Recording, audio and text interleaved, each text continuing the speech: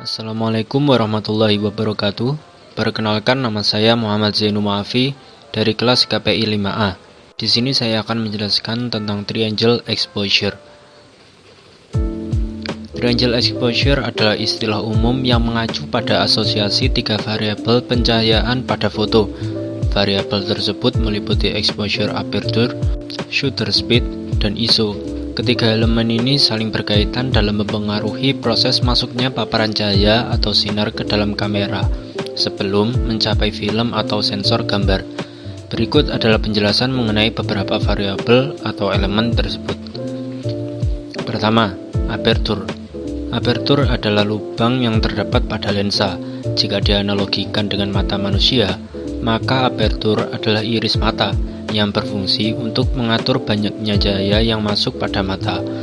Pada kamera, semakin rendah aperture yang digunakan, maka bukaannya akan semakin lebar, sehingga cahaya yang masuk juga lebih banyak.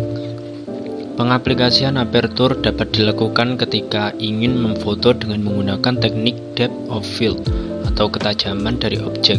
Semakin kecil angka aperturnya, maka akan semakin banyak bagian foto yang terlihat tajam.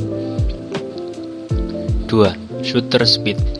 Shutter speed adalah lama waktu rana atau bagian penutup pada kamera yang menutupi sensor foto untuk menangkap objek yang ingin difoto. Shutter speed sendiri dapat digunakan untuk memfoto objek yang bergerak seperti pejalan kaki yang sedang berjalan, air terjun dengan air yang deras, dan lain sebagainya.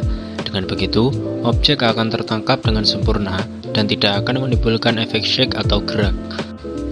Semakin rendah angka shutter speed, maka akan semakin lama rana terbuka dan cahaya yang masuk pun akan lebih banyak. Dan sebaliknya, jika semakin tinggi angka shutter speed yang digunakan, maka rana akan semakin cepat terbuka dan cahaya yang masuk pun akan semakin sedikit. 3. ISO. ISO dalam kamera adalah sensitivitas atau kemampuan sensor kamera terhadap jumlah cahaya yang masuk. Bila diibaratkan dengan mata, ISO merupakan kepekaan mata manusia untuk menyesuaikan gelap maupun terang. Semakin besar angka ISO, maka semakin sensitif kamera untuk mendapatkan cahaya yang lebih banyak. Dan sebaliknya, semakin kecil angka ISO, maka semakin kecil kemungkinan sensitivitas kamera untuk mendapatkan cahaya. Sekian dari saya, kurang lebihnya mohon maaf. Wassalamualaikum warahmatullahi wabarakatuh.